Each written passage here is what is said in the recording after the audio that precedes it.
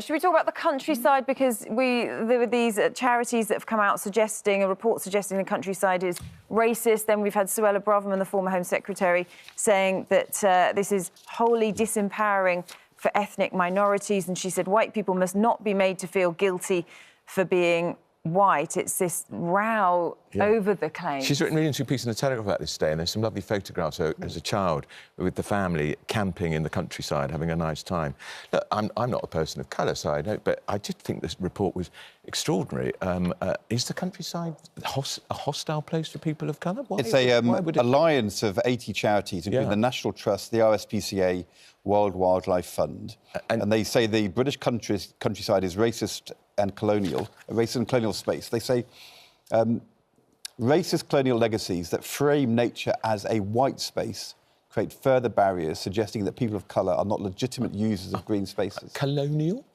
The countryside? Colonial? Some of it, right. Stately homes were built often on the backs of slavery and exploitation from the UK. There's no doubt about that. But look, it's a long time ago. It's not intrinsically racist, is it? No. Or no. There is a legitimate question we need addressing. Why do more black and Britons of colour not go to the countryside? Often because they live in urban areas, so they don't enjoy the countryside. So I think that is an issue. But if people of colour feel they're not welcome in the countryside, then we need to address that. That does need to be looked at, though, doesn't it? Because it's important that but I read the report. I didn't see many people of colour saying it, and I wondered if the report was written by white people from these charities who think it. Yeah. Well, interesting, because I work on Countryfile. I work on ITV Wales's a version of Countryfile, which is Coast and Country. So I'm in the countryside quite a lot as a blackface, and I tend to be the only blackface when I'm filming.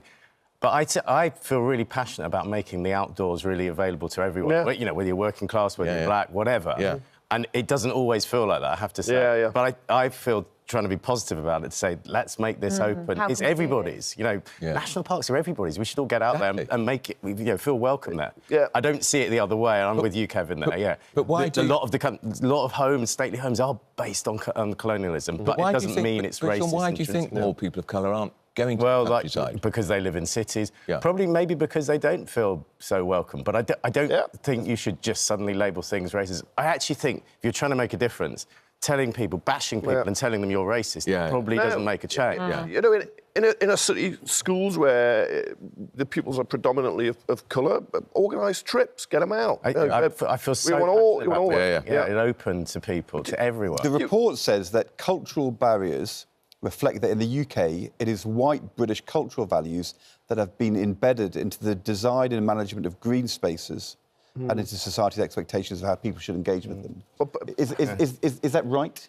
Well, it probably is, because white people, rural areas are predominantly white. I mean, that's sort of how it is. Britain's predominantly white, isn't it? Still. But it's say values embedded into the design. So it's like something more. It's more than simply just a fact. It's about motive and purpose.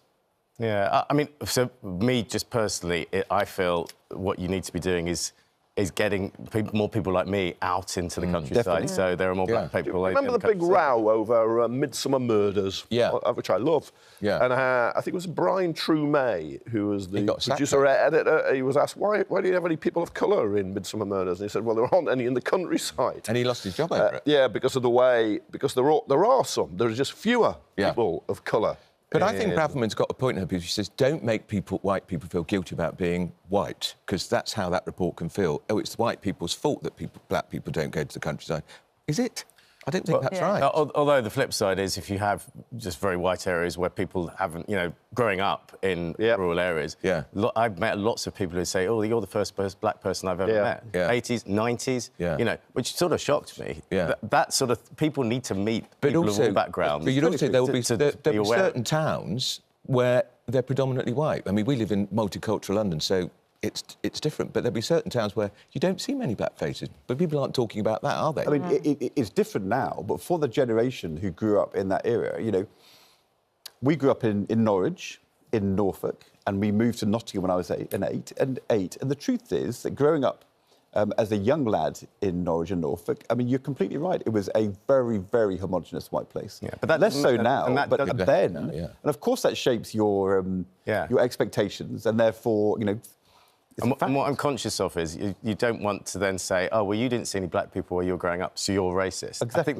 that's sort of dangerous. But there is racism. Values that you sort around... of think, well, what does that mean? You know, because it wasn't our values; it was just our experience. Yeah. You see, but it doesn't mean that there isn't racism in lots of places, though. So I think there's a danger then we'd say, oh, there's no racism here. Oh, don't blame us. It's nothing to do with that. There are really racist attitudes in lots of areas, not just cities in the When she countryside. talked about this, and she said on the rare occasion she'd faced racism, it was in urban rather than rural settings.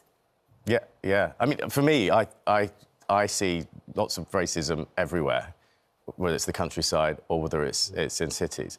But I do feel strongly about your experience. There are lots of people. My wife is one of them, growing up in Llanelli in Wales, where there weren't many black people. That doesn't make her racist, and that doesn't. And her attitudes may have changed when she met me, but that doesn't make those people who don't experience black people as ultimately racist. And that's not the way you're going to change things. Exactly.